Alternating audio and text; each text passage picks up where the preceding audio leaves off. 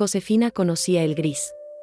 No era solo el cielo perpetuamente nublado por la capa de contaminación que a veces cubría su amada Ciudad de México, la metrópoli vibrante y caótica donde había nacido y siempre había vivido. El gris era el tono predominante de su existencia, un velo opaco que teñía los lujosos muros de la mansión en las lomas, los sedosos vestidos que colgaban en su armario, incluso el sabor de la comida que apenas probaba. Era el gris del miedo, de la sumisión, de los moratones que ocultaba bajo mangas largas y maquillaje experto.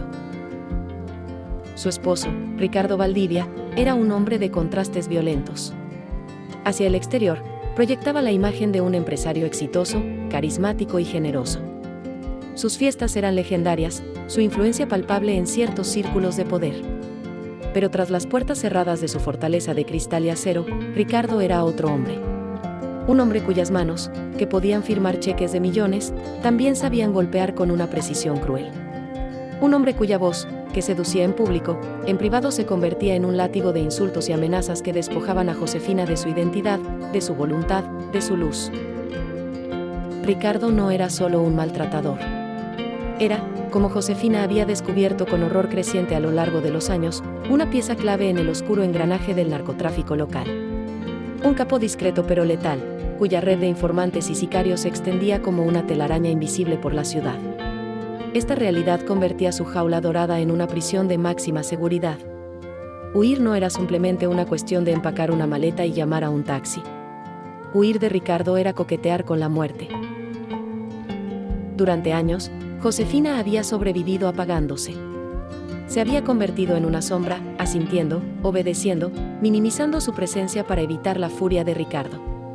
Había enterrado sus sueños, sus pasiones, la mujer vibrante que alguna vez fue. Pero incluso en la tierra más árida, a veces, una pequeña flor encuentra una grieta por donde buscar el sol. La grieta de Josefina se llamaba Atelier de Luz, una modesta academia de pintura escondida en una calle adoquinada de Coyoacán. Había suplicado a Ricardo durante meses, presentándolo como un capricho inofensivo, una forma de llenar las largas horas vacías mientras él atendía sus negocios. Sorprendentemente, él había accedido, quizás por aburrimiento, quizás porque la idea de su esposa, artista, añadía un toque de sofisticación a su fachada. Le asignó, por supuesto, un chofer /diagonal guardaespaldas que le esperaba afuera, un recordatorio constante de su falta de libertad real. Pero dentro de esas cuatro paredes, entre el olor a trementina y óleo, Josefina respiraba. El simple acto de mezclar colores, de trazar líneas sobre un lienzo en blanco, era una forma de rebelión silenciosa. Era reclamar un pequeño espacio que era solo suyo. Y fue allí, en ese oasis improbable, donde conoció a Fernando. Fernando era diferente a cualquier hombre que Josefina hubiera conocido. No poseía la arrogancia calculada de Ricardo ni la deferencia temerosa de quienes lo rodeaban. Era un artista, de alma y profesión, con ojos que veían más allá de las superficies. Veían el talento incipiente en los trazos de Josefina, pero también la tristeza velada en su mirada, la tensión en sus hombros que ni las sedas más finas podían disimular. Él enseñaba la clase de técnica avanzada. Era paciente, alentador, y su pasión por el arte era contagiosa. Al principio, Josefina era tímida, casi invisible. Pero Fernando, con su sonrisa amable y sus comentarios perspicaces sobre la luz y la sombra, comenzó a derribar sus defensas, pincelada a pincelada. Hablaban de arte, de los maestros, de la forma en que un color podía evocar una emoción. Fernando compartía historias de sus viajes, de museos en tierras lejanas, de la libertad que encontraba en la creación. Josefina escuchaba, fascinada, sintiendo cómo despertaban en ella anhelos olvidados. Lentamente, empezó a compartir fragmentos de sí misma, su amor por los jacarandas en flor que pintaban Reforma de púrpura, su recuerdo de niña dibujando en los márgenes de sus cuadernos, sueños que creía muertos y enterrados. Fernando notaba las inconsistencias. Las veces que Josefina llegaba con gafas de sol incluso en días nublados, la forma en que se sobresaltaba ante un ruido fuerte, la rigidez ocasional en sus movimientos que sugería dolor oculto. Nunca preguntó directamente. Sabía que no podía, que invadir ese espacio sería peligroso para ella. Pero su preocupación era un bálsamo silencioso, una mirada de comprensión que decía más que 1000 palabras. Un día, mientras trabajaban en un estudio de figura humana, sus manos se rozaron al alcanzar el mismo tubo de azul ultramar. Fue una descarga eléctrica, un instante fugaz que encendió algo en ambos. Josefina retiró la mano como si se hubiera quemado, el corazón latiéndole desbocado en el pecho. Fernando sostuvo su mirada un segundo más de lo necesario, y en ese segundo, Josefina vio no solo preocupación, sino algo más profundo, ternura, deseo, una promesa silenciosa de refugio. Ese roce fue el catalizador. Josefina empezó a verse a sí misma a través de los ojos de Fernando, no como la propiedad dañada de Ricardo, sino como una mujer valiosa, talentosa, digna de amor y respeto. La idea de la libertad, antes un sueño abstracto e imposible, comenzó a tomar forma, a adquirir color, como uno de sus lienzos. Pero Ricardo no era ciego. Notó el cambio sutil en Josefina, una chispa que volvía a sus ojos, una menor disposición a encogerse ante él. Su paranoia, siempre latente, se agudizó. Comenzó a interrogarla sobre sus clases, sobre sus compañeros, sobre el maestrillo ese de pacotilla. Sus celos eran una bestia fea y posesiva.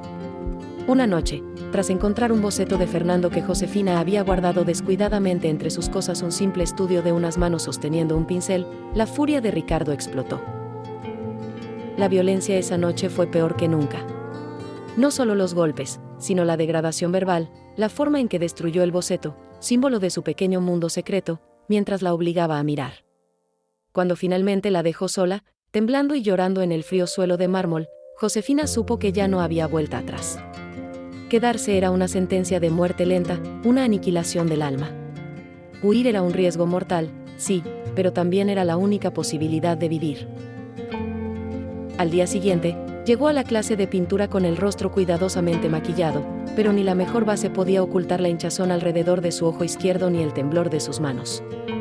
Fernando la vio entrar y su corazón se encogió. Esperó a que la clase terminara, a que el chofer de Josefina se distrajera encendiendo un cigarrillo en la esquina. Josefina, dijo en voz baja, acercándose a ella mientras recogía sus pinceles con manos torpes. ¿Estás bien? Ella levantó la vista, y la máscara se resquebrajó. Una lágrima solitaria rodó por su mejilla, trazando un surco en el maquillaje. No, Fernando, susurró, la voz rota. No estoy bien. Y tengo que salir de aquí. Tengo que hacerlo ya.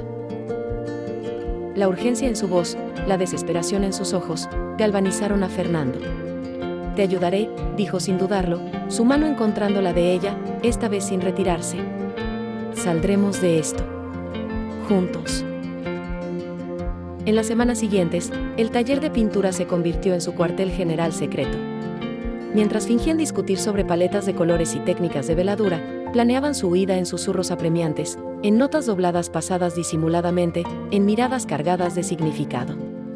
Fernando conocía a alguien, un viejo amigo con una pequeña avioneta que hacía vuelos discretos a Centroamérica desde un aeródromo olvidado en las afueras del estado. Era arriesgado, carísimo, pero era su mejor opción.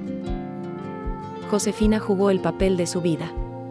Se mostró más sumisa que nunca ante Ricardo, anticipando sus deseos, soportando sus humores con una calma helada que él confundió con resignación.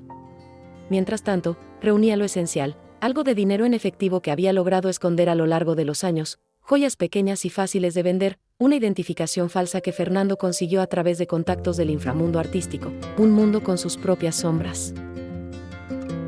El mayor obstáculo era la vigilancia constante. El chofer, los guardias de la casa, los ojos invisibles de Ricardo. Necesitaban una distracción, una ventana de oportunidad.